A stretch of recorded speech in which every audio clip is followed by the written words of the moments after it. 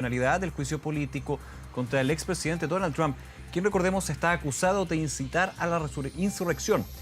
Para tratar este tema, lo que se viene, nos acompaña Jenny Preble, cientista política y profesora asociada de la Universidad de Richmond de Estados Unidos. Jenny, como siempre, muchas gracias por acompañarnos. ¿Qué tal? Todo bien, gracias por la invitación. A ver, comencemos con lo que sucedió el día de ayer. Muchos decían era un aspecto más bien formal, pero relevante, también considerando y tomando en cuenta cuál iba a ser el final de la votación. Cuántos republicanos también iban a estar dispuestos a dar este, digamos, primer paso del impeachment. Finalmente se declara constitucional, hay todo un cronograma, no se sabe si se cumplirá o no, pero de todas maneras ya el juicio político comienza. ¿Qué podemos esperar de los próximos pasos y también de los argumentos de lado y lado en contra y a favor del expresidente de Estados Unidos? Bueno, ya desde ayer vimos un poco lo que van a ser los argumentos, que se trataba de la constitucionalidad, pero ya los dos lados presentaron sus argumentos generales. Y yo creo que es importante destacar desde el lado de los demócratas, los representantes de la Cámara Baja, su argumento tiene tres niveles o tres enfoques. El primero es probar que el presidente violó la Constitución porque llamó a insurrección y a sus seguidores de atacar el Congreso de Estados Unidos. Argumentaron que sí es constitucional y mostraron ejemplos históricos de dos otros oficiales que fueron destituidos, no presidentes, pero uno que fue senador, otro que fue ministro, que ya estaban fuera de su cargo. Entonces hay un contexto histórico para hacer eso. Y también argumentaron que ese proceso es esencial para proteger el régimen democrático. O sea, no es solo un tema de accountability, sino prevenir de que eso se pasa de nuevo. De hecho, el diputado cerró pidiendo a los senadores que por favor eso no puede ser el futuro, que este proceso es importante para evitar que eso se incorpore como una parte fundamental de la política estadounidense. Desde el lado del presidente el argumento era mucho menos claro, mucho menos basado en los hechos del caso y basado en temas del proceso, ¿no? Argumentar que un presidente que ya no está en el cargo no puede ser destituido y por lo tanto este proceso no es legítimo. Pero como dije, tenemos ejemplos históricos que sí, y esa votación ayer mostró que 56 senadores veían que esto sí es constitucional.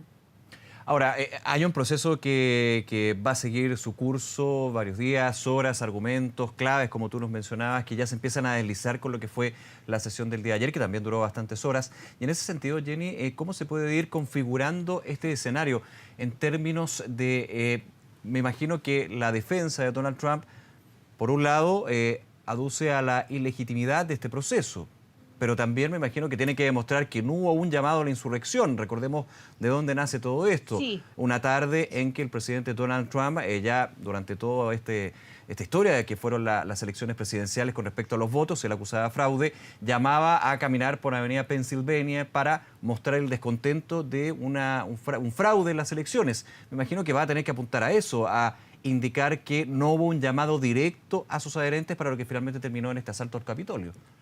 Sí, yo creo que la defensa tiene dos puntos de su argumento. El primero es que el presidente nos llamó a violencia directa. Claro. Decir que sí dijo que hay que pelear, pero eso van a argumentar es distinto que decir que hay que usar violencia para atacar el Congreso.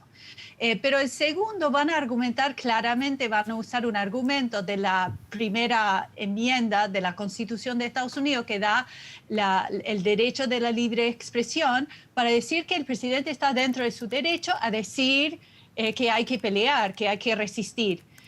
Ahora, hay que destacar que un proceso de destitución es diferente que un proceso criminal en un tribunal. Y lo que es inconstitucional, el argumento en contra de Donald Trump, no es que cualquier ciudadano no puede ir y decir hay que defender el gobierno. El argumento es que el presidente no lo puede hacer, porque el presidente tomó un juramento que iba a defender la Constitución y eso va en contra de su juramento. Entonces el argumento es distinto que un argumento criminal y creo que ahí la defensa es un poco débil. Ahora, yo no creo que va a ser condenado el presidente Trump.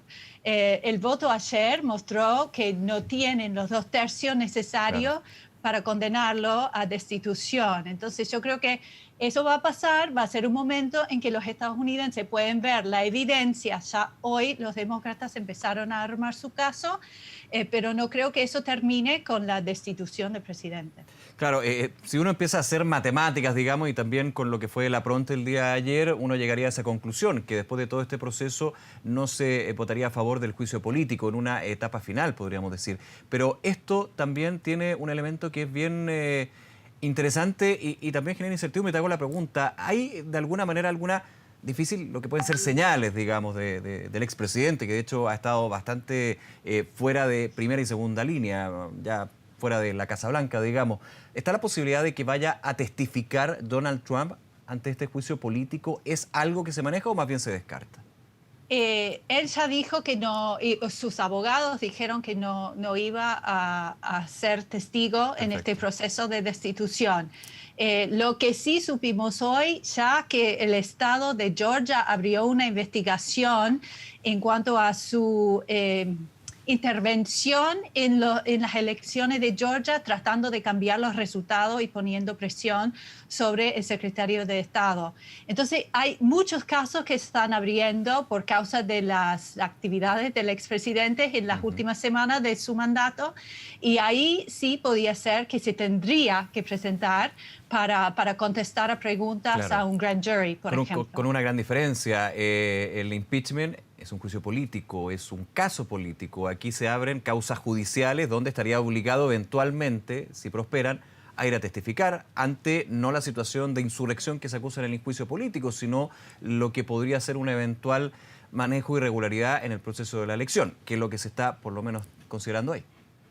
Exacto, y existen leyes que es ilegal intervenir en una elección para tratar de cambiar los resultados. Entonces, esa investigación que se abrió hoy, yo creo que es bastante importante. En este punto, vuelvo al juicio político propiamente tal y se ha hablado de, y tomo lo que tú muy bien y de forma muy resumida nos comentabas, que son las claves del argumento demócrata o aquellos quienes están en contra de Donald Trump. Tomo dos. Por un lado, quizás lo que muchos dicen, evitar de que Donald Trump sea nuevamente candidato a la presidencia de los Estados Unidos. Eso es más bien desde el punto de vista partidista, político, propiamente tal. No lo dicen directamente, pero ahí está, obviamente. Pero el de conservar la democracia, la institucionalidad.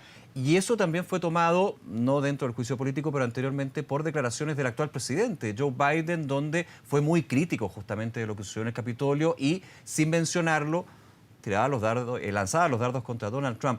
Eso va generando también un análisis de lo que va a ser el juicio, lo que es esa clave y de la institucionalidad que muchos dicen se quebró con ese punto. Sí, yo creo que eso es un gran punto del argumento de los demócratas y se notaba ya hoy, va en continuación ahora los argumentos en el Senado, pero es muy claro que están tratando de argumentar que hacer la conexión entre estos grupos violentos armados y el presidente. Están mostrando las conexiones a través de tiempo. En los videos y otra información que presentaron hoy en el Senado, lo interesante es que mostraron mucha información de cómo esos mismos grupos no solo estaban tratando de hacer daño a los demócratas y al Congreso en general, pero a los mismos republicanos. Entonces presentaron evidencia de que estos grupos quieren hacer violencia en contra del Partido Republicano también. Entonces yo creo que ahí se están tratando los demócratas de convencer a los republicanos que el peligro que estamos viviendo, que es grave, si uno piensa lo que vivimos como país, el 6 de enero fue un día muy oscuro, muy preocupante, que eso no es solo un problema para los demócratas ni solo para el Congreso como institución, es un problema también para los republicanos. Y yo creo que eso es el argumento que están usando para tratar de convencer un par de senadores republicanos de votar con los demócratas. Y ya vimos ayer que uno más de lo que tuvimos en enero se fue para votar con los demócratas. De nuevo, yo no creo que llegamos a 17 senadores republicanos que van a votar con los demócratas porque ya dijeron que no creen que esa es constitucional. Entonces es difícil, si uno no cree que es constitucional, después votar para la destitución. Pero los demócratas lo están tratando de presentar como peligro al país, al sistema democrático, no un tema político, mientras que los abogados de Trump lo están tratando de presentar como un ataque político para prevenir que Donald Trump vuelva como candidato para la presidencia. Que eso sí podía ser un resultado del proceso, pero los demócratas argumentan que eso no es su enfoque, no es su preocupación, es proteger el régimen democrático. Jennifer Biel, como siempre, muchísimas gracias por estos minutos con Canal 24 Horas. Seguimos muy atentos, por supuesto. Que esté muy bien. Gracias. Hasta luego. Adiós. Adiós. Ahora